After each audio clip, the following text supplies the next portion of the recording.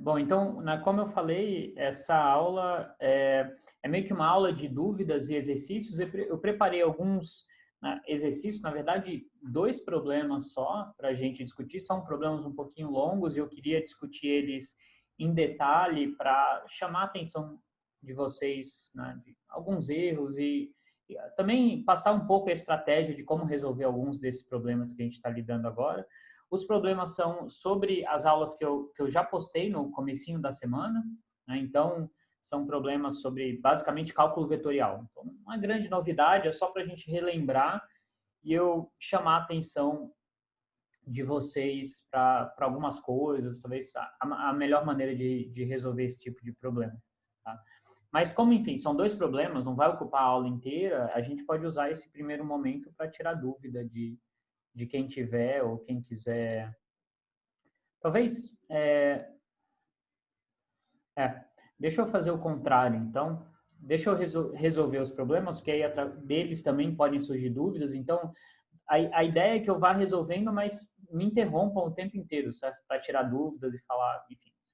Se alguma coisa não estiver clara, se vocês tivessem pensado em resolver de uma maneira diferente, se está certo, se não está, aproveitem para tirar essas dúvidas e, e aí, enfim, eu espero não levar nem metade da aula para resolver os problemas, talvez eu leve, mas acho que não, né?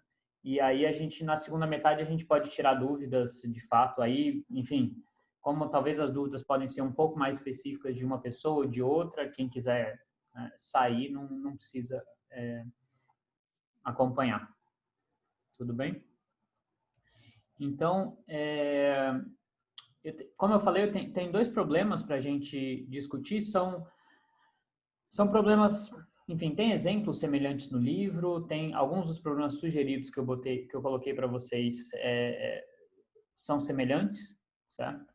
Mas são problemas para a gente treinar um pouco o cálculo vetorial, treinar aquelas integrais, né? Tomar cuidado, né? Enfim, como o grande problema dessa parte mais matemática do curso é que a gente tem que ser bem cuidadoso e não querer pular etapas. Esse eu acho que é o principal erro, é falar, não, eu sei mais ou menos como é que é, a conta é mais ou menos assim, e eu vou fazer, enfim, já escrever mais ou menos no meio do caminho, já tentar chegar na resposta. Então, o que eu vou tentar fazer com vocês hoje é tentar ser bem sistemático, tá? Para a gente prestar atenção em cada passo que a gente tem que fazer, né? A matemática não é muito diferente do que vocês viram em cálculo vetorial e tensorial. A única diferença é que a gente tem que ser muito, não, a única diferença, o único ponto é que a gente tem que ser muito cuidadoso, tá? Então, o primeiro problema é verificar o teorema de Gauss, certo? Ou teorema de Green, dependendo, né, do contexto que ele é chamado, para um campo vetorial, tá, dado por essa função aqui. Então, eu vou considerar que a maioria de vocês, né, já viram os vídeos, então eu vou, né, usar a linguagem, as coisas que eu mencionei nas videoaulas, tá? Então, esse é um campo vetorial, né, ele enfim, é uma função das coordenadas do espaço, aqui ele não depende do tempo, só depende do espaço. Do jeito que eu escrevi aqui com essa notação, eu estou usando coordenadas esféricas, certo? Então, esse R aqui é a coordenada radial esférica, e esse R versor, é o versor, né? É o vetor unitário que aponta na direção radial. Então, esse aponta sempre para fora da origem, né? Então, esse é um campo vetorial que ele cresce, né? Conforme a gente vai se afastando da origem, ele vai aumentando, porque esse R vai aumentando, e ele está sempre apontando na direção radial, né, no espaço tridimensional. Eu quero verificar esse teorema de Gauss, né, assumindo a região de integração como a superfície de um cubo, né, de lado L, que está apoiado no plano XY. Então, a base dele está no plano XY. Certo? E o teorema de Gauss, se vocês, né, lembrarem, diz que a integral do divergente de um campo vetorial sobre um volume é igual à integral de superfície desse campo vetorial. Então, a integral do divergente sobre o volume é igual à integral de superfície do fluxo desse campo. Já vou escrever para você explicitamente a expressão. Então, eu quero verificar esse teorema nesse caso particular. Então, eu vou querer calcular o divergente desse campo e a integral de volume desse divergente, assumindo esse volume aqui, né, um cubo de aresta L. E aí, do lado direito, eu vou querer calcular a integral de superfície desse campo e comparar as duas coisas. Tá? Então, esse é um tipo de conta que a gente vai fazer diversas vezes ao longo do curso, então é bom a gente estar bem seguro na hora de fazer essas contas. Tá? Então, como eu falei para vocês, o teorema é esse daqui. Certo? Então, no caso, o campo vetorial é o meu campo E, né? Então o divergente do campo vetorial, a integral de volume do divergente é igual à integral da superfície do fluxo do meu campo, e o fluxo é dado por produto escalar de E com elemento de área, sobre a superfície fechada que delimita esse volume.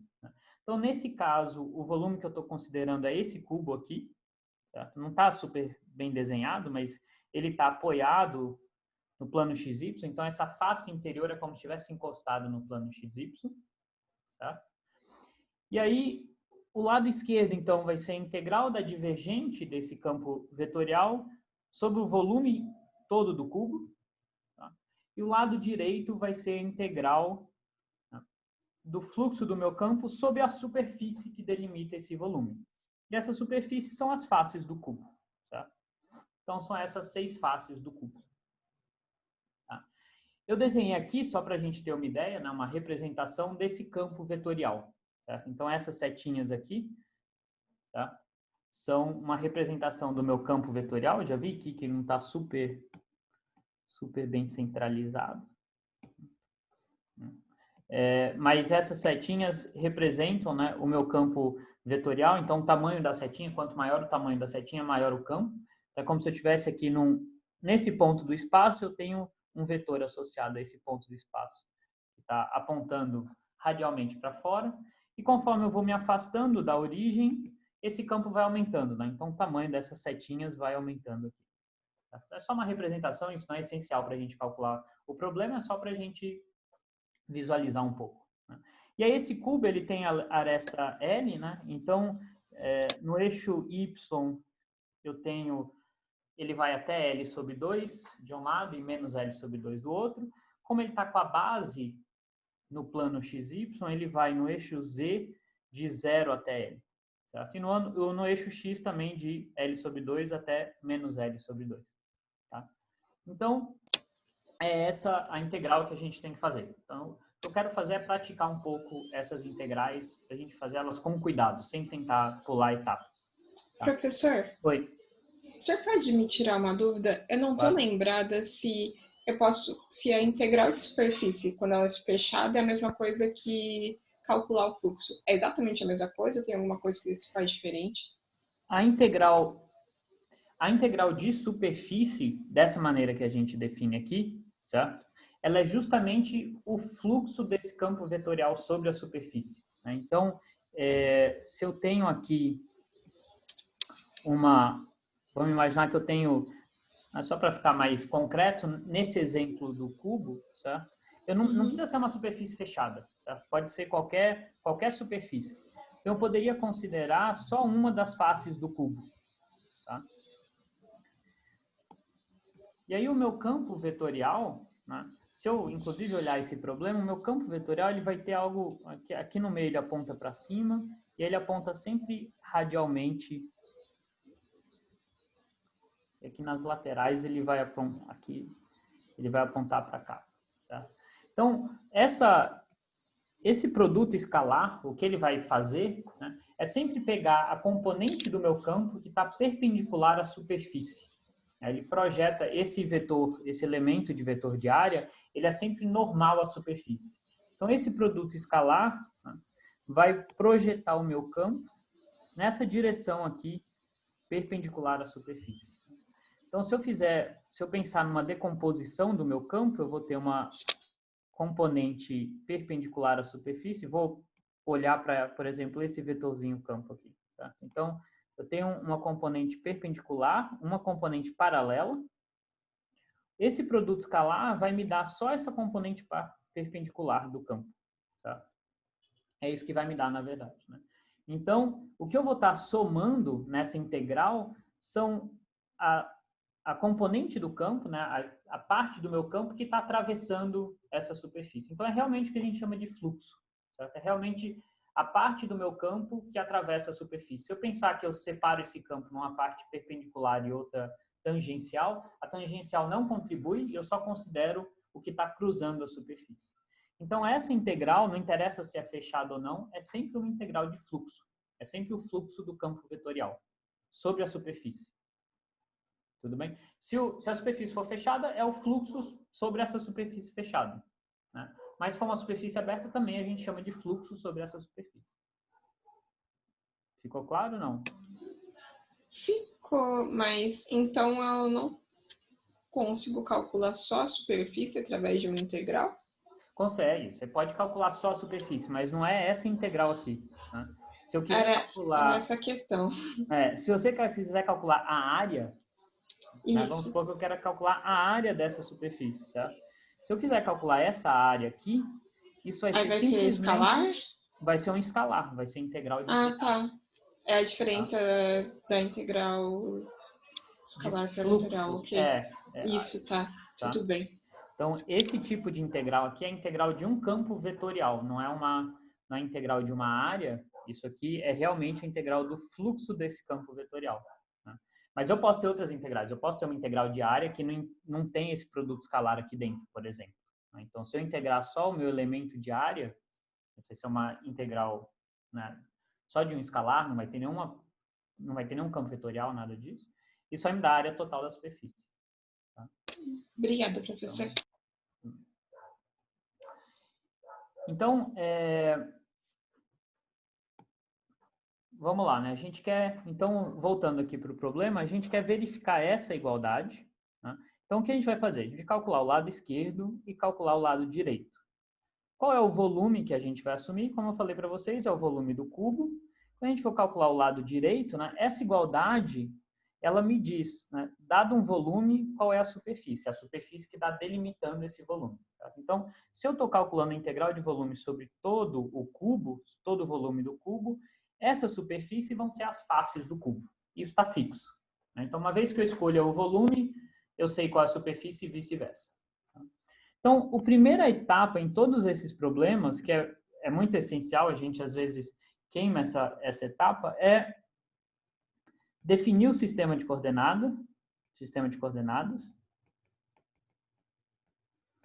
Nesse caso, ele já está implicitamente dado, porque eu falei, o cubo está apoiado no plano XY, o campo vetorial é dado por isso. Então, a gente, na verdade, ele já foi definido para a gente. Né? Mas aqui eu estou explicitando ele para ficar bem visual. Certo? Então, essa é sempre a primeira parte, a gente tem que tomar muito cuidado com isso. Tá? Então, eu defini aqui o meu sistema de coordenadas e agora eu vou querer calcular essa integral aqui. Então, a primeira etapa, obviamente, é calcular o divergente de E. Certo? O divergente desse campo vetorial que foi dado no enunciado, foi dado em coordenadas esféricas. Tá? Então, para eu calcular o divergente desse campo, né? Daqui a pouquinho a gente vai ver que a gente vai querer escrever tudo em coordenadas cartesianas, em termos de x, y e z, porque aí a integral no cubo fica fácil. Né?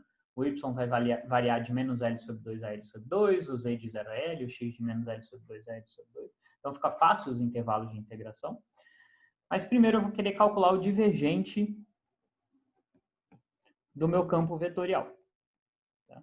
E aqui eu tenho duas opções. Né? Eu posso escrever esse campo vetorial em coordenadas cartesianas, né? Então a gente lembra que esse R aqui, ele é raiz quadrada de x quadrado mais y quadrado mais z quadrado.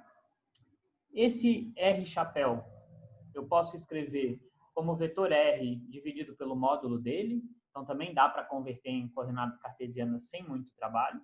E aí eu faria o divergente, né? A gente lembra que o divergente é dado em coordenadas cartesianas por essa somatória dessas derivadas diferenciais. derivadas parciais. Então, eu tenho que identificar qual é a componente x do meu campo, derivar isso com relação a x, componente y derivar com relação a y, componente z derivar com relação a z. A gente poderia fazer isso, mas nesse caso, né, é muito mais fácil se a gente fizer o divergente em coordenadas esféricas primeiro e depois converter isso para coordenadas cartesianas. Vai ser bem mais simples, tá? As duas coisas vão dar o mesmo resultado. E aí a gente aproveita aqui para ver, né, que, e eu falei isso nas aulas, né, que em coordenadas esféricas ou cilíndricas, o divergente não tem uma expressão tão simples assim, tão bonitinha. Tá? Então, em particular, eu vou ter, né, derivadas em coordenadas esféricas com relação a r, θ e φ, mas eu vou ter fatores que corrigem essas derivadas aqui. Tá? Então, nesse caso, o meu campo vetorial, ele só tem a componente radial. Tá? Ele não tem uma componente que aponta na direção θ ou na direção φ. Certo? Então, isso vai me simplificar muito se eu for fazer o divergente em coordenadas esféricas. Né? Então, usando isso, né, em coordenadas esféricas, eu só vou ter um termo, certo? Vai ser a derivada parcial, e aí aparecem esse fator de 1 sobre r quadrado aqui, esse r quadrado aqui dentro. Isso não tem jeito, a gente tem que saber do divergente, né? A gente não tem que memorizar, mas a gente tem que ir lá e consultar. Então, na contracapa do livro tem essas expressões. Então, é essa conta aqui que a gente tem que fazer. Então, é 1 sobre r quadrado, derivada com relação a r, de r quadrado vezes a parte radial do campo. A parte radial do campo é br ao cubo, certo? Então, vou substituir isso nessa expressão. Então, vai ser 1 sobre r ao quadrado, ddr, de b, aí tem um r ao cubo que multiplicado por esse r ao quadrado dá um r à quinta. Ops. E aí, bom, o b é uma constante, não falei para vocês, né, mas o b é simplesmente uma constante multiplicativa, não faz nada que eu possa tirar da integral. A derivada de r à quinta vai dar 5r à quarta, que aí quando eu divido por esse r ao quadrado, vai dar 5r ao quadrado. Tá? Então, esse é o resultado do nosso divergente escrito em termos de coordenadas esféricas.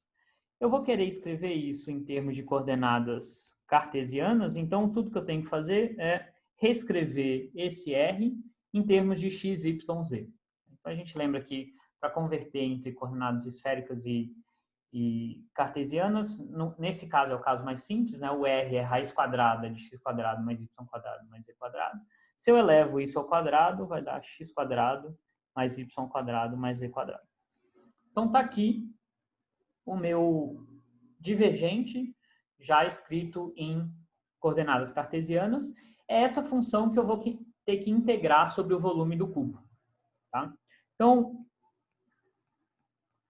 o que me define o volume do cubo? Como eu falei para vocês, ele vai ser dado pela região definida entre z entre 0 e L.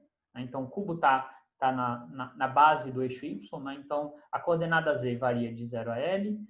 A coordenada x varia de menos L sobre 2 até L sobre 2. E a coordenada y também varia de menos L sobre 2 até L sobre 2. Então, eu vou ter que fazer a integral de volume nesse, né? Então, o meu volume eu vou fazer em coordenadas cartesianas, então vai ser dx, dy, dz, e o x, y e z vão variar nesses intervalos, e a função que eu vou querer integrar é essa daqui. Então, é essa integral que eu tenho que fazer, certo? Está aqui a minha função, dx, dy, dz, e aqui estão os intervalos de integração. A minha notação aqui, eu vou tentar ser consistente, mas nem sempre eu vou ser 100% consistente, mas a primeira integral é da variável mais interna e assim por diante. Então, essa é a integral em x, em y e em z. E aí, tudo bem, eu tenho, né, uma soma de 3 termos, né, integral da soma é a soma das integrais, então eu vou ter 3 integrais, uma integral de x quadrado, uma de y quadrado e uma de z quadrado. Tá? Então, eu vou fazer a primeira integral, né, em x², as outras vão ser análogas. Tá? Então, o 5b é um constante, eu posso tirar da integral, então eu vou ter integral de 0 a L, menos L sobre 2, L sobre 2, menos L sobre 2, L sobre 2, integral de x², dx, dy, dz, mais uma integral onde o meu x, na verdade, em vez de x², eu vou ter y², então só para eu lembrar eu vou escrever assim, nessa notação, tá? Mas só para lembrar que eu tenho mais dois termos, onde né, o segundo termo vai ser integral de y² e o terceiro de z². Tá? Então, essa integral, né, a integral de x² é x³ sobre 2. Né? E aí depois eu vou ter uma integral em y e z, só que não vai aparecer, né, eu não tenho no meu integrando nenhuma dependência em y e z. Tá? Então, essas integrais vão ser triviais, vai ser integral de 1 sobre esse intervalo de integração. Né? Então, a integral sobre y e z vai dar L vezes L. E eu vou ter a integral sobre x, que vai dar x³ sobre 3, calculado em L sobre 2 e menos L sobre 2. Né? Mais as outras duas integrais aqui. Então, se eu calcular isso daqui, né, isso aqui vai dar L² L³ sobre 24. Aí eu vou ter menos, só que eu vou ter menos L sobre 2 ao cubo, que vai dar mais L sobre 2 ao cubo. Então, aqui vai ter um sinal de mais. L² Professor, Oi, pode falar. não entendi esse jeito que você dividiu as integrais. Desculpa. Não, tudo bem. Essa daqui para cá? Aham. Tá. Então, eu tenho uma integral de uma soma, certo? Sim. x² mais y² mais z². Né? Então, pensa, só para ficar bem mais simples, né? Pensa que eu estou integrando vamos pensar numa integral unidimensional de A até B, de, sei lá, x mais 5x² mais x³. Alguma coisa assim. Tá? Então, esquece por enquanto o nosso problema, vamos pensar só nesse caso bem simples, de uma única integral. Como é que a gente faria essa integral? Né? A gente faz a soma das integrais. Né? A gente integra esse termo, o resultado a gente soma a integral desse e soma a integral desse. Certo? Então, como é que a gente integra isso daqui? Bom, a gente integra termo a termo e soma. Né? Então, a gente faz a integral da soma é a soma das integrais. Então, eu vou integrar esse primeiro termo, vai dar x² sobre 2. Vou somar isso com a integral de 5x² sobre 2 e somar isso com a integral de x³. Certo. Tudo bem? Tudo bem aqui? Sim, tudo bem. Tá. Então, é isso que eu fiz aqui, certo? Eu tenho esses três termos, eu vou querer fazer a integral desse termo, somar o resultado dessa integral com a integral desse e somar o resultado dessa integral com a integral desse. É realmente a mesma coisa, né? Como é que eu faço a integral de três termos? Eu integro o primeiro, somo com a integral do segundo, somo com a integral do terceiro. Eu só não entendi sua notação. Que notação? Que você colocou entre parênteses. O quê? Aqui? Não, Na embaixo. linha de baixo? É. Tá. Não, isso aqui é só porque eu fui preguiçoso, certo? Eu não quis escrever as três integrais, tá? Mas o que eu quis dizer com a minha anotação aqui é simplesmente que, né, eu vou ter, se eu posso ser menos preguiçoso, porque eu posso copiar e colar. Né? Esse termo que eu escrevi aqui é só a primeira integral, é só a integral desse x². Né? Mas eu vou ter também a integral do y². Ah, tá, entendi. Tá? E a integral do z². Era só isso que eu quis dizer. Tá bom, desculpa. Não, tudo bem. Então eu fui bem preguiçoso e aí não vai caber. Mas enfim, era isso que eu quis dizer. Eu vou ter uma segunda integral, que vai ser integral de y² e outra que vai ser de z². Tudo bem? Ah, entendi. Você botou assim porque você está trocando x por y. É só para dizer que o segundo tá, termo ok. é uma integral idêntica, mas em vez de x, eu vou ter um y aqui. Tá bom, obrigada. Tá bom?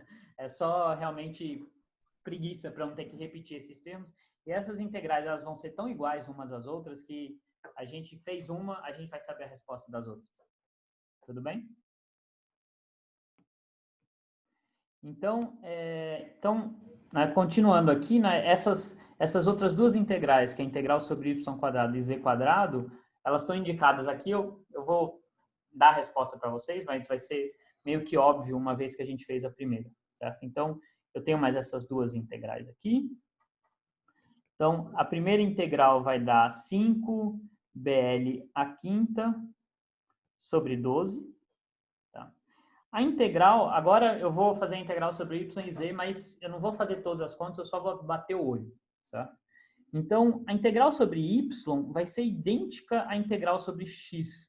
Né? Se eu trocar aqui por y, vou ter exatamente as mesmas contas. Certo? Então, vai aparecer exatamente o mesmo fator. A integral sobre z ela é um pouquinho diferente, porque o z eu integro de 0 a l. Então, eu vou ter um z ao cubo sobre 3 integrado de 0 a l. Mas, tirando isso, vai ser muito, muito semelhante, certo? Então, eu vou ter um 5bl² e aqui eu vou ter um z ao cubo sobre 3 integrado de 0 a l. Então, essa realmente é a soma das três integrais. E aí, se eu somar esses três termos, isso aqui vai me dar 5 sobre 2bl². Aqui eu vi que eu cometi um erro, né? Aqui não é L ao cubo, porque eu tinha um quadrado e um cubo aqui, então vai dar L². Então, todo esse trabalho, né? Apesar de ter parecido muito trabalho, a gente vai ver que o próximo vai ser muito pior, tá? Mas todo esse trabalho nos permitiu calcular a integral de volume. Né? Então, só para a gente não se perder, né, o que a gente fez até agora foi calcular essa integral aqui. A gente calculou o divergente de E, que tinha aqueles três termos, x² mais y² mais z², integrou sobre o volume do cubo. Dúvidas aí tá aqui?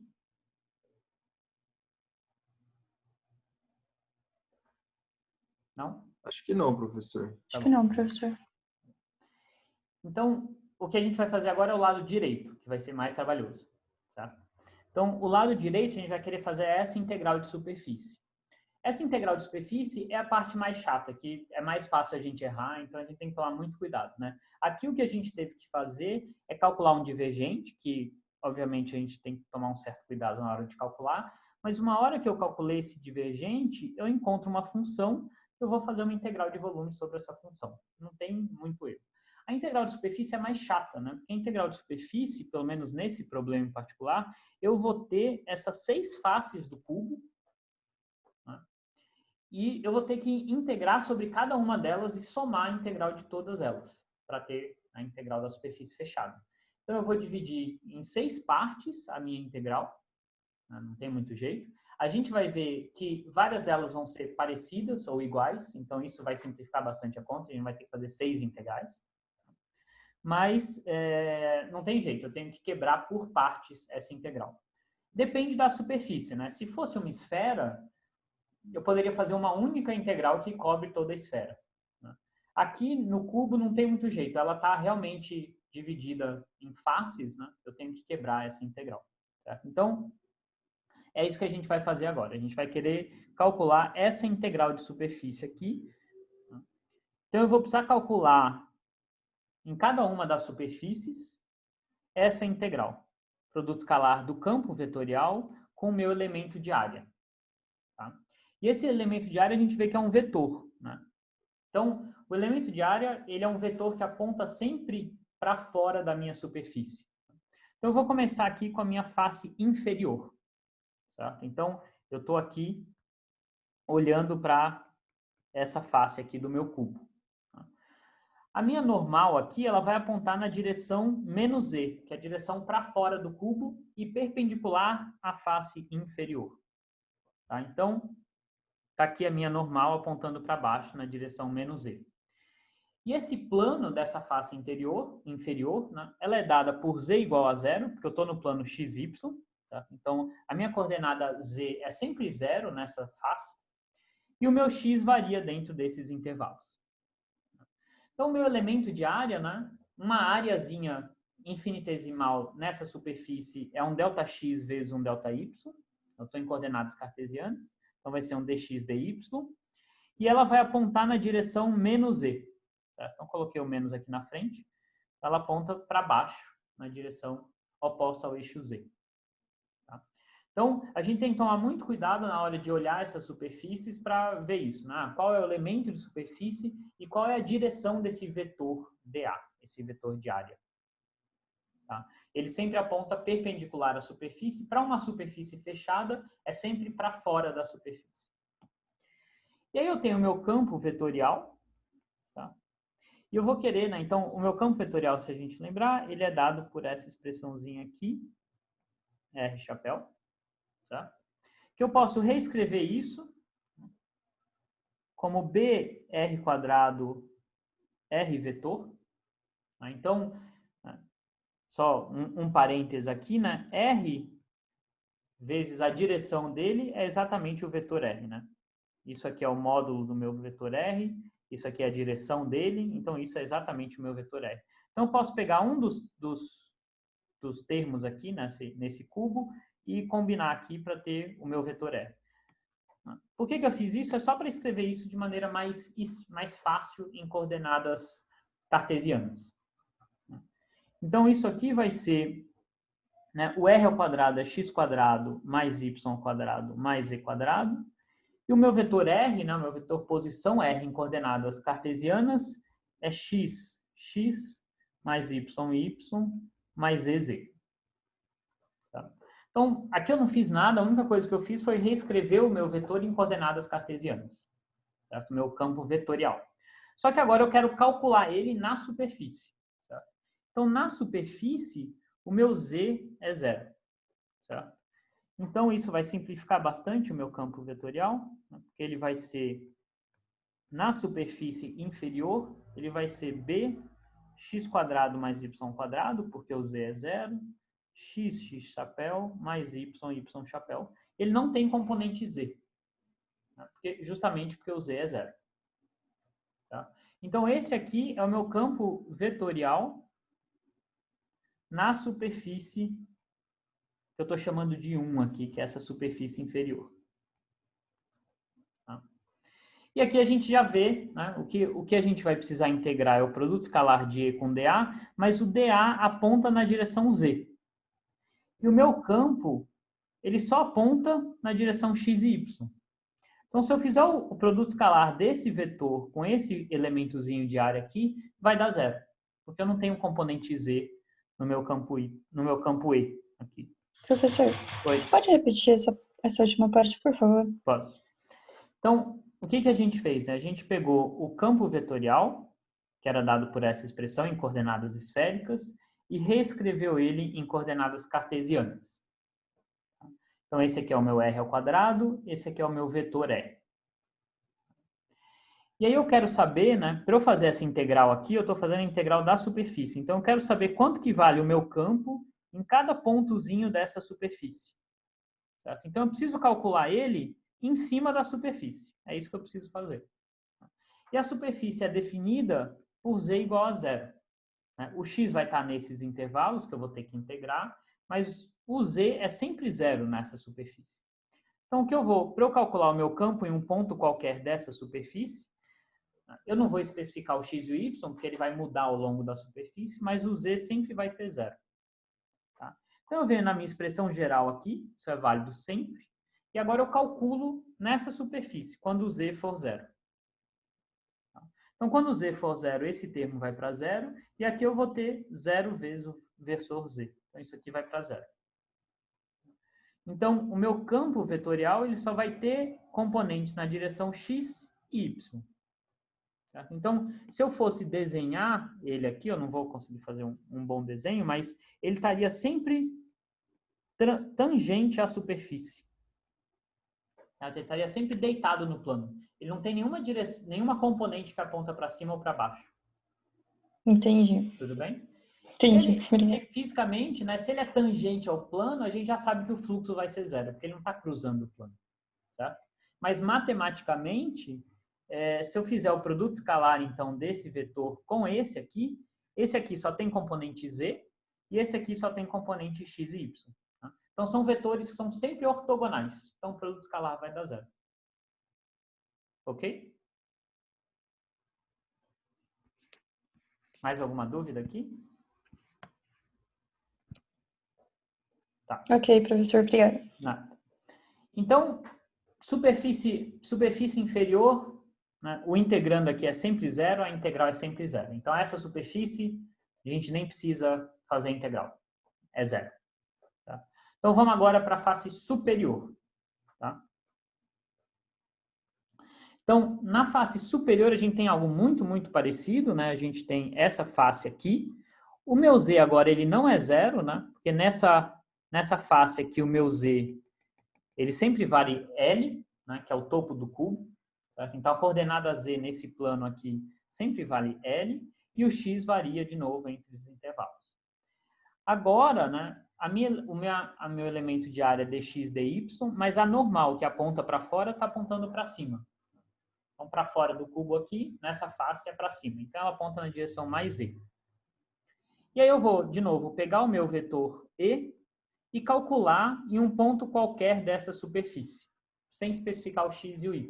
O z está fixo, o x e o y varia ao longo dessa superfície, nesses intervalos. Então, o E em um ponto qualquer dessa superfície, eu vou jogar aqui o meu z para L. Antes era 0, então isso aqui tinha sumido, mas agora não é mais. Certo? Então, esse é o valor do meu campo vetorial nessa superfície superior. Para um ponto qualquer dessa superfície, né, se eu jogar aqui o valor de x e y de um ponto nessa superfície, está aqui o meu vetor E. E agora a gente vê que, diferente da superfície inferior, ele tem uma componente z. Pode falar. Nesse caso, você poderia parametrizar x e y igual a t, porque eles têm o mesmo intervalo? São duas variáveis, né? Eu preciso realmente andar em duas dimensões. Certo? Então, se eu pensar aqui no plano que eu quero cobrir, né, eu quero realmente andar nessa direção e andar nessa direção aqui. Eu quero cobrir uma área. O único jeito de eu cobrir uma área é se eu andar em duas variáveis. Eu não posso trocar essas duas variáveis por uma. Tá bom. Tá? O que eu poderia fazer, o que nesse caso não é muito conveniente, mas seria, né, matematicamente possível, eu vou trocar, né, em vez de eu usar x e y, eu vou usar, sei lá, um r aqui e um θ. Né? E aí esse r ia variar, sei lá, de 0 até um valor máximo, e o θ ia variar, né, 360 graus aqui. O difícil de usar essas coordenadas é que o valor máximo do R ele fica mudando de ponto a ponto. Né? Aqui vai ser a diagonal do quadrado, aqui vai ser a lateral. Então, fica muito mais difícil fazer os intervalos de integração. Tá bom. Tá? Mas não tem jeito de trocar essas duas variáveis por uma, porque eu quero cobrir uma área. Tá? Ok. Então, vamos lá. A gente escreveu o campo vetorial na superfície, a gente vai fazer o produto escalar. Tá? O produto escalar aqui vai simplificar um pouco a minha expressão, porque a minha área só tem vetor na direção z, então o produto escalar com esses termos vai dar 0. E aqui vai dar L. Certo? Então, o resultado desse produto escalar, né, eu vou ter o B que pode sair da integral, o L é uma constante, também vai sair da integral. Eu vou ter integral de menos L sobre 2, L sobre 2, menos L sobre 2, L sobre 2. Aí eu vou ter x quadrado mais y quadrado mais L ao quadrado. Né? Esse L aqui já veio para cá, então não preciso considerar ele. E aí eu tenho integral de dx dy. Então agora eu tenho uma integral de área dessa função. Eu tenho que fazer essa integral. E aí, de novo, vai ser muito análogo ao que a gente fez antes. Né? Vai dar um x ao cubo sobre 3, y ao cubo sobre 3. Só que aqui eu estou integrando só sobre área, né? Não estou integrando sobre um volume, não tem o dz. Eu só estou integrando sobre essa areazinha aqui. Então, se a gente fizer essa conta, enfim, também nada complicado, a gente vai achar um BL, L a quarta, mais L a quarta sobre 6. Já estou dando os resultados finais para vocês. Vai dar 7/6 de B, L a quinta. Tá? Então, a nossa integral da face superior, que eu estou chamando de face 2, é 6cb sobre L à quinta. Foi lá um monte de trabalho, está acabando, certo? Mas até agora a gente fez a inferior, que deu 0, superior deu isso daqui, agora vamos para as laterais. As laterais, a grande vantagem, o que vai simplificar um pouco as nossas contas, é que existe uma certa simetria nesse problema, né? Se eu voltar lá para a minha figurinha inicial, né? Se eu prestar atenção, né? O fluxo sobre cada uma dessas laterais são iguais, porque elas estão, né, simetricamente distantes da origem. Então, se eu analisar o fluxo do meu campo que está cruzando essa lateral aqui, tem que ser igual do outro lado. E aqui também, por simetria, tem que ser igual do lado oposto.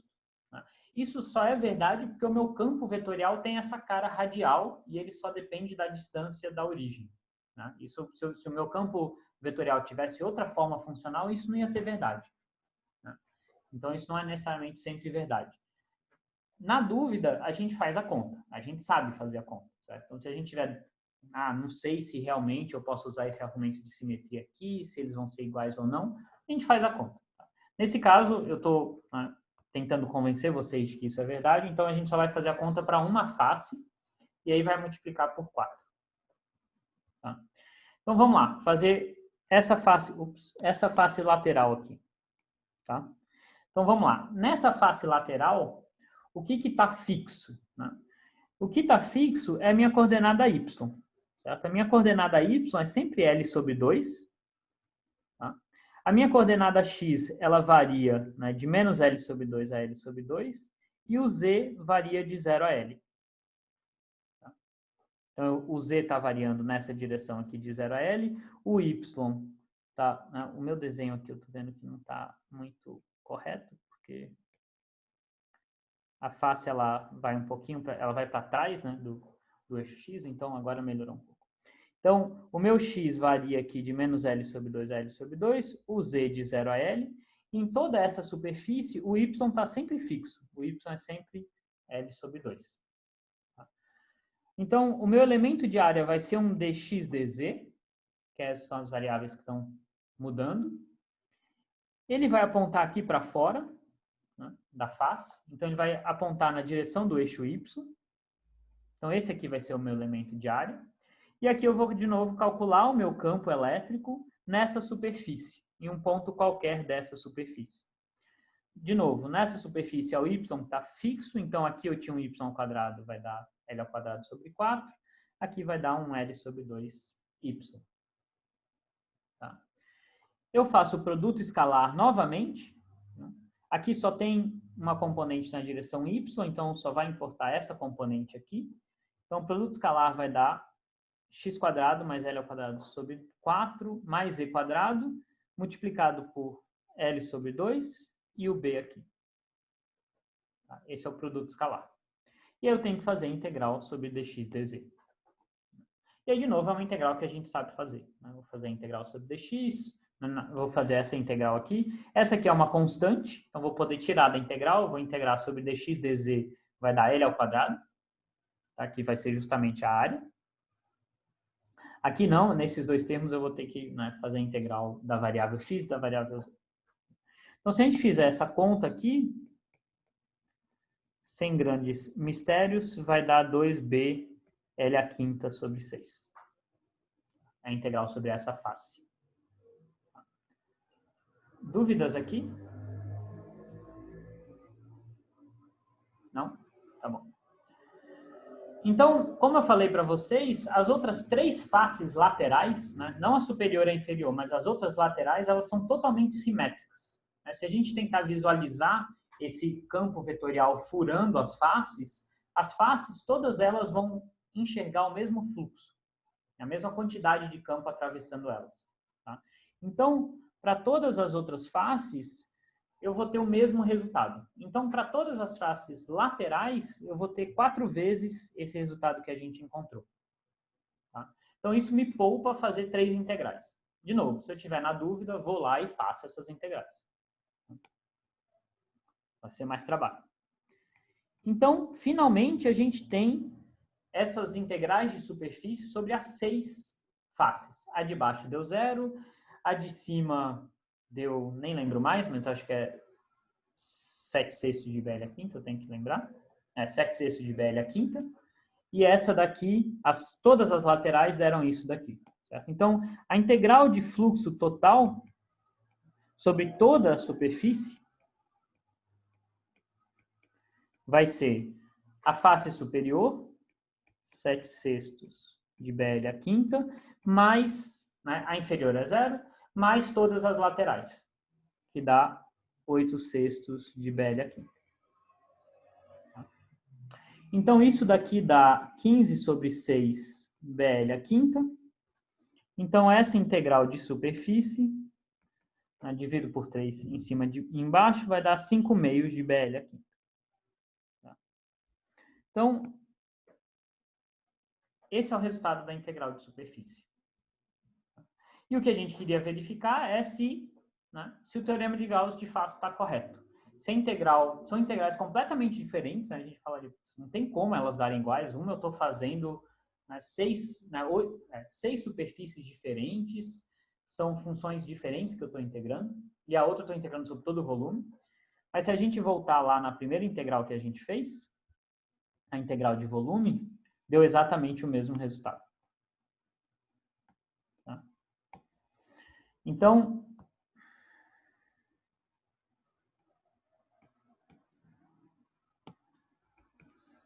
de fato, a gente verifica, né, a integral de volume foi a integral do divergente sobre o volume do cubo.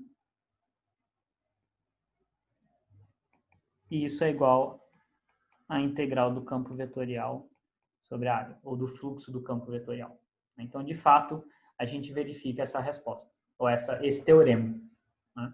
Ele é válido para qualquer superfície. Né? Eu escolhi o cubo só porque, enfim, ela não é a mais fácil, não é nem a superfície mais fácil, nem a mais difícil. Então, por isso que eu escolhi o cubo. Né? Mas, enfim, isso é só para verificar, para a gente praticar um pouco, fazer essas integrais. A gente vê que, em alguns casos, uma integral vai ser muito mais fácil que a outra. Então, se a gente quiser calcular, né, o valor dessa integral, a gente pode, ao invés de fazer essa daqui, ou vice-versa. A gente pode escolher qual que a gente quer fazer, que for mais simples. Às vezes, a gente tem que fazer as duas para, enfim, obter uma equação e resolver alguma coisa. Mas, em geral, a gente escolhe a mais fácil para fazer a integral. Dúvidas aqui? Não, professor. Tá. O que eu queria, né, por que eu fiz esse exemplo? É meio chato, trabalhoso, né, não é nada super interessante, mas o que eu queria tentar passar para vocês é que a gente tem que tomar cuidado e fazer essas integrais, certo, passo a passo. Então, a gente vai fazer uma integral de superfície e vamos definir direitinho quais são os limites que estão definindo essa superfície. Vamos escrever o vetor de área, tá? Vamos escrever o campo vetorial nessa superfície, vamos calcular o produto escalar, passo a passo, certo? Não vamos tentar pular já e falar, eu sei que o campo vetorial aqui só vai importar a componente Y, então vai ser isso, porque dá margem para erro. Tá? Então, tentem fazer esses problemas de maneira mais sistemática possível, tá? Para evitar errar. Tá? Então, agora uma derivação desse problema não vai ser, não vou fazer as contas de novo, tá? Mas seria um problema, na verdade, mais fácil. E a pergunta é, se eu tiver o mesmo campo vetorial, mas em vez de eu colocar o meu cubo, né, apoiado no plano XY, se ele tiver, o centro dele estiver bem na origem. Tá? Então, é um problema quase análogo, mas agora o centro dele está aqui na origem. A grande vantagem aqui é que, de novo, por simetria, todas as faces vão ser iguais. O fluxo sobre todas as faces vão ser iguais. Tá? O que não era verdade no outro caso, porque eu tinha no eixo Z, eu tinha um shift, né? Então, a face de baixo, ela não via o mesmo campo elétrico, o mesmo campo vetorial da face de cima. Né? Aqui, se a gente analisar, né, todas as faces, elas vão enxergar o mesmo fluxo de campo. Eu tenho uma simetria, né? Eu tenho uma simetria maior aqui. Então, o que eu precisaria fazer é só calcular uma única face e multiplicar por 6. Tá? Então, não vou fazer as contas aqui, é só para vocês, enfim, verem que esses argumentos de simetria, a gente tem que tomar muito cuidado na hora de aplicar, mas se eles forem aplicados de maneira correta, a gente poupa bastante cálculo. Tá? Então, aqui tudo que eu precisaria fazer é calcular uma única face, chegaria na resposta. Não é o mesmo fluxo que eu tinha no caso anterior, o fluxo mudou, porque eu mudei a minha superfície, mas a integral de superfície ainda concorda com a integral de fluxo, de volume. Tá? Então, isso era só para a gente revisar um pouco essas integrais. A gente fez tudo aqui em coordenadas cartesianas. Dependendo da minha superfície, a gente vai escolher outras coordenadas, né? Tipicamente, se a minha superfície for uma esfera, eu vou usar coordenadas esféricas, se for um cilindro, coordenadas cilíndricas. Tá? Sempre que eu tiver planos, em geral, eu vou usar coordenadas cartesianas, vai ser o mais fácil. Alguma dúvida, comentário? Não? Tá.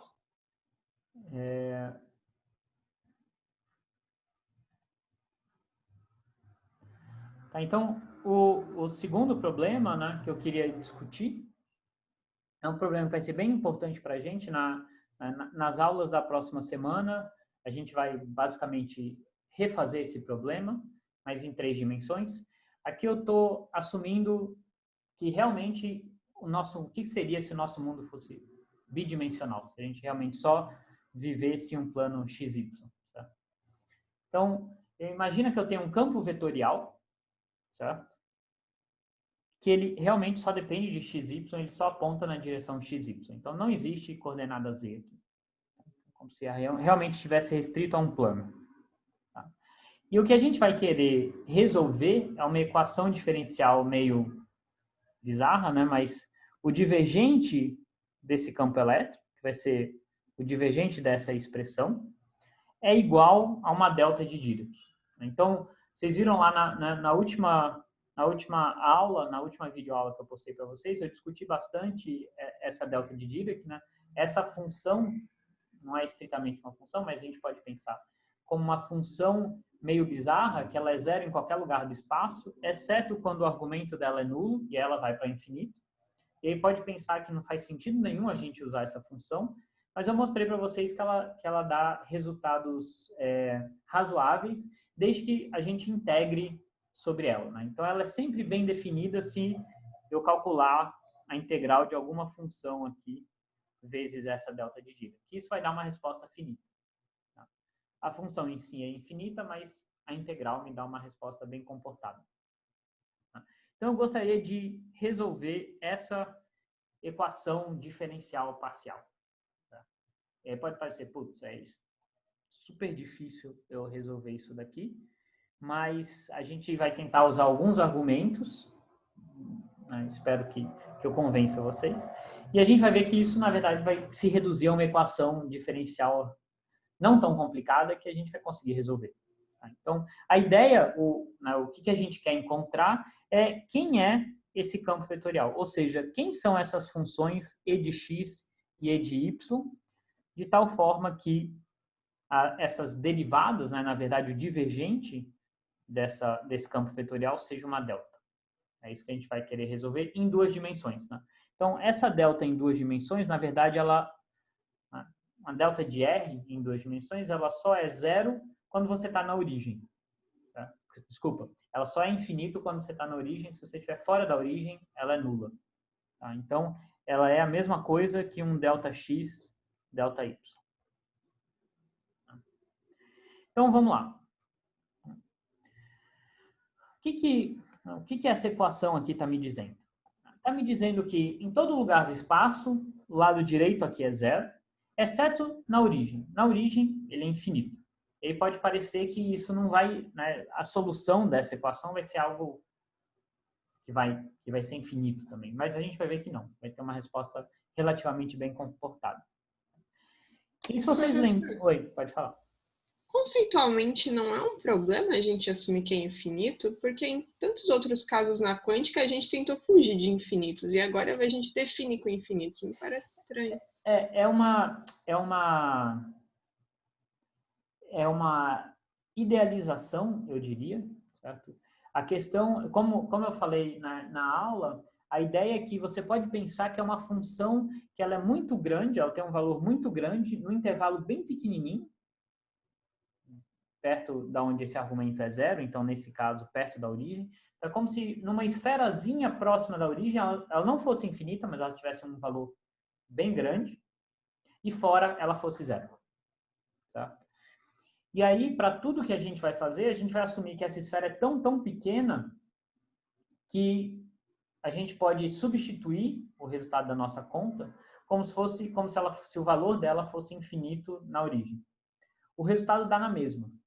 Certo? Então, se a gente quisesse fazer a conta, eu poderia definir essa função aqui como uma função que tem um valor grande numa região bem pequenininha em volta da origem, numa esferazinha em volta da origem, e ela é zero fora. Eu poderia fazer todas as contas assim. Seria muito mais difícil. Então essa é uma aproximação. É quase como se fosse uma aproximação. É uma idealização. Certo? É como se a gente pudesse tomar o limite dessa esferinha indo para zero. E a ideia é que para todas as contas que a gente está fazendo, essa esferinha é tão pequena que não interessa se eu assumo que ela é um ponto ou que ela é bem pequenininha. Então, a gente está fazendo no limite em que a gente não consegue enxergar essa esferinha, que ela é como se fosse um ponto para a gente.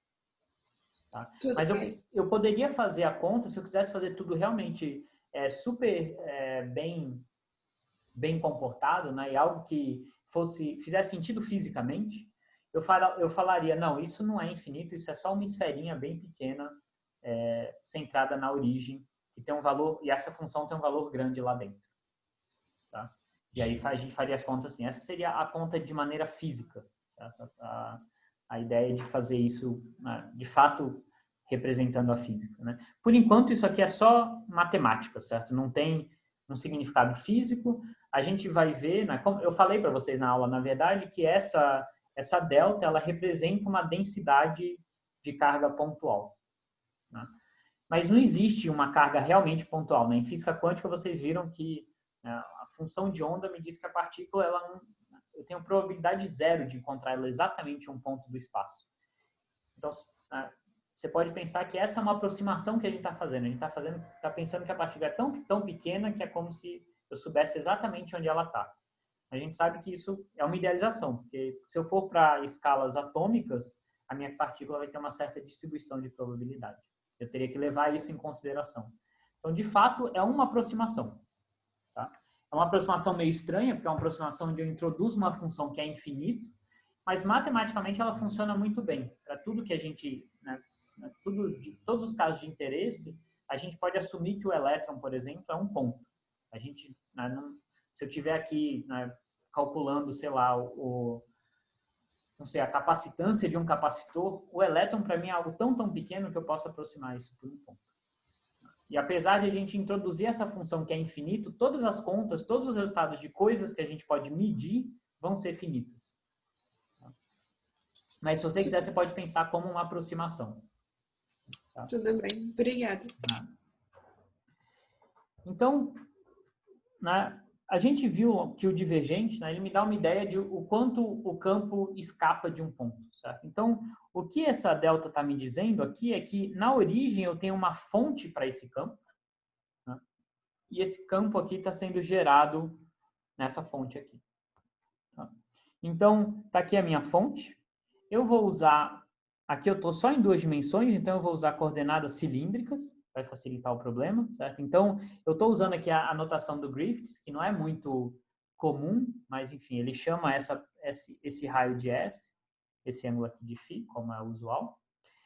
E aí, eu sei que isso aqui é uma fonte para o meu campo, então isso vai gerar um divergente para o meu campo. Né? E um campo com divergente, ele tem essa cara aqui. Certo? Então, a gente espera que o campo ele aponte aqui para fora. E como isso realmente é um ponto, para uma certa distância aqui, então imagina que eu traço uma circunferência imaginária, certo? Para qualquer ponto nessa circunferência imaginária é totalmente equivalente para a origem, né? Então, não tem nenhum motivo do valor do meu campo elétrico aqui, né, em módulo, ser diferente do valor aqui, né? Eles são totalmente simétricos com relação à origem, né? Não tem porquê, sei lá, o meu campo aqui, por exemplo, apontar para cá, e esse aqui for bem pequenininho e apontar para cá, alguma coisa assim. Porque eles são totalmente simétricos com relação à origem. Então, tudo isso é para tentar, né, motivar vocês para a gente poder simplificar as nossas contas. A gente pode assumir, então, que o módulo do meu campo, em qualquer ponto dessa circunferência, ele é o mesmo, a intensidade do campo é o mesmo, tá? E ele vai estar sempre apontando radialmente, tá? Porque eu tenho aqui um divergente, né? Um divergente faz isso, ele gera um campo que aponta para fora desse ponto. Eu tenho aqui uma fonte de um divergente, né? Então, tudo isso é para falar que o nosso campo vetorial, que em princípio depende de S e φ, né, ele é muito mais simples. Ele, primeiro, só tem uma componente radial, só na direção do versor S. Então, ele é um ES, na direção de S. E se eu tiver a um raio fixo, a um valor de S fixo, e eu andar ao longo dessa circunferência, o módulo do meu campo vai ser sempre o mesmo ao longo dessa circunferência, por causa dessa simetria. Tá? Ou seja, andar ao longo dessa circunferência significa variar o meu ângulo φ. Então, para qualquer valor do meu ângulo φ, eu vou ter sempre o mesmo valor do campo, em módulo. Tá? Então, tudo isso é para falar que, com esses argumentos, a gente pode chegar à conclusão que o meu campo não depende dessa variável φ, por esse argumento de simetria. Então, isso nos permite simplificar enormemente o nosso problema, porque agora a gente tem uma única função de uma única variável. Tá? E agora a gente vai querer, então, voltar para aquela equação diferencial e resolver ela. Então, eu tenho do lado esquerdo o divergente do meu campo. Agora eu estou em coordenadas cilíndricas, então eu tenho que olhar lá como é que é o divergente em coordenadas cilíndricas. Né? Para o caso desse campo, que ele só tem componente radial, esse divergente é dado só por esse termo. Se ele tivesse outras componentes, teria outros termos também. Tá? E do lado direito eu tenho aquela função, né, aquela função delta. Uma delta bidimensional, então na verdade é uma delta de x vezes uma delta de y. E aqui isso não é essencial, mas dá para mostrar que se eu fizer uma mudança de variáveis, essa delta de x e delta de y eu posso escrever como 1 sobre s, delta de s, delta de φ. Então, de novo, se eu olhar para essa função aqui, ela diverge só na origem, né? Que nem aqui diverge só na origem. Enfim, esse 1 sobre S vem da mudança de variáveis, não é essencial para resolver o problema, eu poderia simplesmente usar ΔX e ΔY. Então, eu vou usar isso daqui só para simplificar um pouquinho. Então, a equação diferencial que eu quero resolver, né, eu quero encontrar quem que é essa função S. Eu sei que ela só depende dessa minha coordenada S. É essa equação aqui diferencial que eu quero resolver. Que tudo bem, do lado direito tem essa função meio bizarra, que vocês ainda não estão muito acostumados a lidarem com ela, mas em princípio é uma equação diferencial. Tá? E aí eu quero saber, né?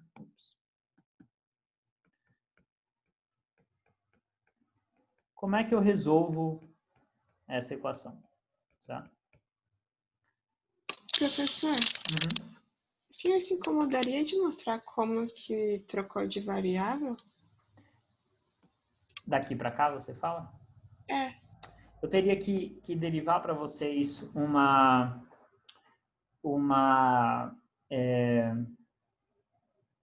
propriedade da função delta. Eu não vou fazer exatamente esse caminho, mas eu vou só motivar para vocês como é que a gente chegaria nisso. Né? Então, lembra que a função principal dessa função delta é que, imagina que eu estou integrando uma função aqui, que está multiplicada por essas duas deltas. Eu estou integrando em todas as minhas variáveis dx e dy.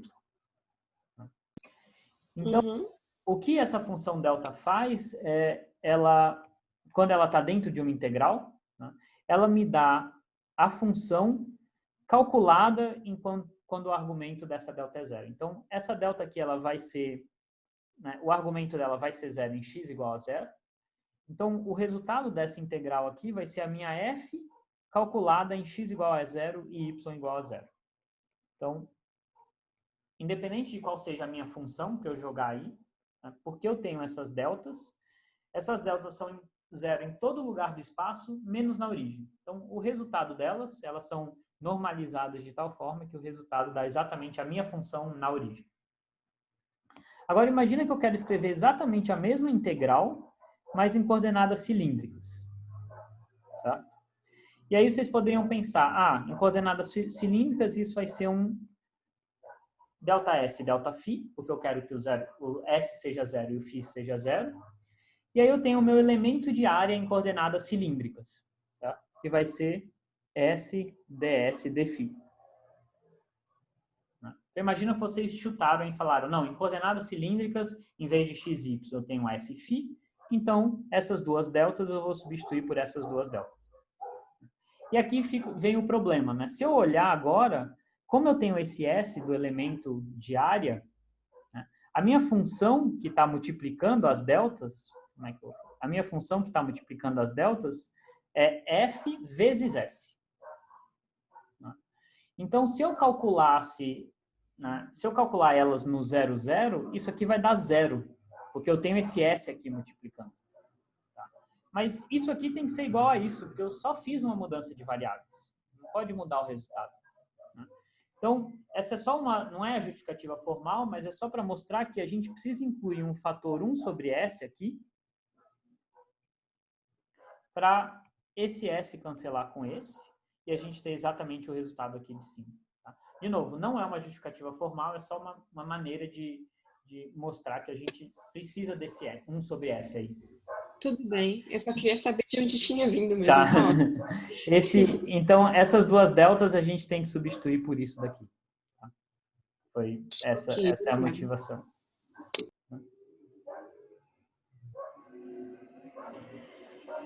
Então, como é que a gente resolve essa equação diferencial? Apesar de a gente ter essa delta aqui do lado direito, que nos deixa um pouco desconfortáveis, mas não tem nenhum grande segredo e a gente vai integrar. Tá? Então, aqui o mais fácil é a gente integrar sobre dφ e ds. Tá? Então, eu integro os dois lados da minha equação. Aqui a gente vê que no lado esquerdo eu tenho uma derivada de ds, que vai me simplificar muito a vida. E do lado direito, eu tenho a integral de dφ ds, tá? ΔS e ΔΦ. Então, a função que está aqui multiplicando a delta é simplesmente a função identidade. O ponto 0, 0 está incluído no meu intervalo de integração, então isso aqui dá simplesmente essa função calculada no 0, 0, que é o próprio 1. Tá? Então, o lado direito aqui é super simples de calcular, é 1.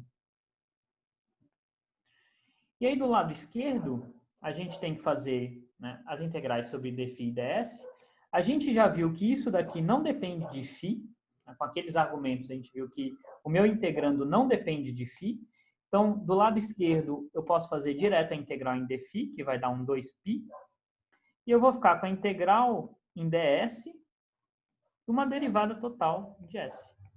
Então, eu sei que isso daqui, como eu tenho essa derivada em ds, vai ser, né, pelo teorema principal do cálculo, não lembro mais o nome, mas enfim, o resultado dessa integral... Fundamental do cálculo, obrigado. O resultado dessa integral vai ser essa função calculada nos limites de integração. Então, o resultado dessa integral vai ser 2π, esse ES, né?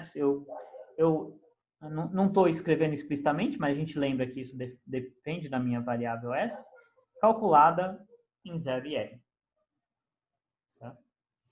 Então, do lado esquerdo, eu vou ter, né, calculado em 0 vai dar 0, calculado em R vai dar 2πr. O meu campo é S, calculado nesse valor de raio R. E do lado direito eu tenho 1. Então, o meu campo ES, para um dado, né, em algum valor R, é simplesmente 1 sobre 2πr. Tá? E a gente viu, né, pelos argumentos que eu tentei passar para vocês aqui, que para qualquer valor de φ ele tem o mesmo módulo, né, então ele realmente só depende de S. E para um S em particular, né, por exemplo, um S igual a R, ele vale isso daqui. Tá? Obviamente, o raio que eu escolho para fazer essa integração foi eu que escolhi, tá? Então isso vale para qualquer raio. Então se eu pegar, né, um raio pequenininho aqui, eu teria um valor de R diferente, aqui um outro valor de R, aqui um outro valor de R. Então eu consigo calcular a minha função para qualquer S, ou para qualquer raio. Então, para um raio arbitrário, a minha função é S, vai ser simplesmente 1 sobre 2πs. E aí o meu campo vetorial, agora eu já tenho o meu campo vetorial completo, porque eu sei que ele aponta na direção S, e eu sei quanto que vale essa função. Então vai ser 1 sobre 2πs na direção S.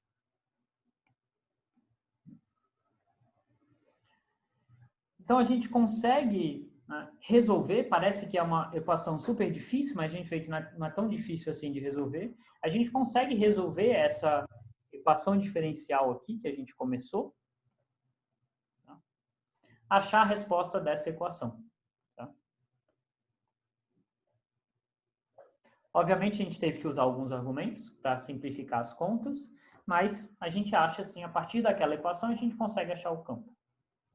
E aí, nas aulas da semana que vem, na primeira aula, a gente vai fazer exatamente a mesma coisa, mas a equação que a gente vai considerar são as equações de Maxwell, ou uma das equações de Maxwell. Esse meu campo vai ser um campo elétrico. Essa minha delta aqui, ela vai vir da densidade de uma carga pontual, não de uma densidade de carga elétrica. E a gente vai mostrar que a gente pode fazer algo muito semelhante e encontrar o campo de uma carga pontual.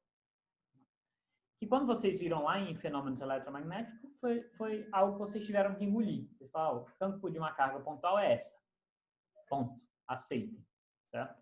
Aqui a gente vai conseguir derivar esse campo a partir das equações de Maxwell. Certo? Então, não é uma lei nova. A lei de Coulomb não é uma lei que a gente realmente precisa considerar como uma lei fundamental. Ela sai das equações de Maxwell. Certo? Então, é isso que eu vou discutir com vocês nas aulas da semana que vem. Tá? Então, a gente vai fazer uma conta parecida para, de fato, o campo eletromagnético, em 3 dimensões agora. Tá? Professor, Oi. como a gente interpreta, da mesma forma que a gente estava conversando sobre o delta de Dirac, essa concentração da carga? Porque você já tem um valor para a carga do elétron, correto? E esse valor não é infinito. Não. Então, mas eu não, né, o que a gente tem, né, é que né, então, imagina que a gente assume que o elétron é uma pequena esferazinha aqui e a carga total é Q, que é a carga do elétron e é finita, certo? Sim. E aí eu quero escrever uma densidade de carga. Ah, tá bom. O espaço vai diminuir e vai tender para o infinito. Exatamente. Deixa. Tá. Vai ser a carga total sobre o volumezinho dessa esfera, certo? Uhum. Quando eu encolho essa esfera para um ponto, a carga é a carga do elétron, não vou mudar, ela está fixa, mas o volume vai para 0. E aí a densidade vai para o infinito. Tudo bem. Tá bom? É daí que aparece a delta. Tá bom. Tá? Tá bom. Bom, acho que eram esses os problemas que eu tinha para discutir. Acabou indo um pouco além do que eu queria. Mas, enfim, se vocês tiverem dúvidas, questões sobre, sei lá, sobre as aulas, sobre problemas do livro, sobre o que eu falei agora, aproveitem para tirar dúvidas aqui. Não pode ser sobre atividade, né? dúvidas gerais sobre a atividade, mas esse ponto em particular, como é que eu resolvo essa parte? Tá bom, eu não sei se você pode responder isso, Tá. se não puder, tudo bem. No exercício 2C, você pode dar alguma dica de como que resolve? Porque... Deixa eu ver. Quase vocês viram a resposta.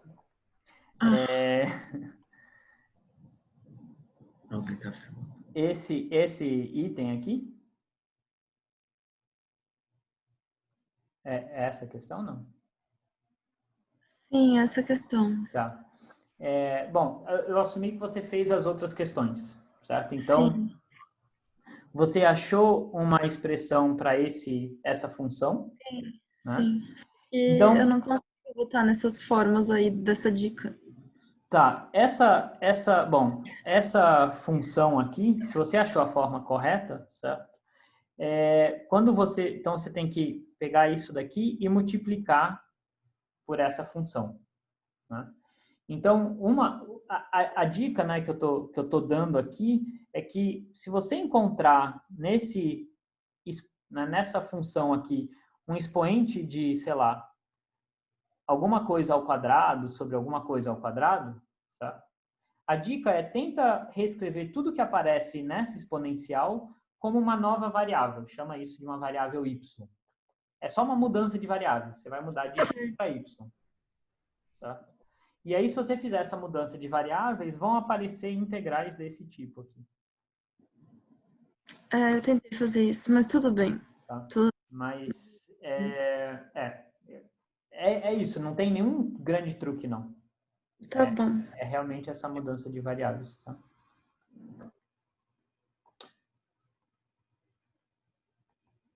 Mais dúvidas, questões?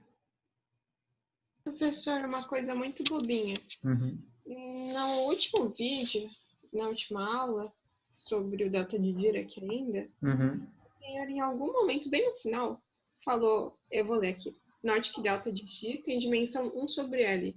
Mas de onde veio esse L? Tá.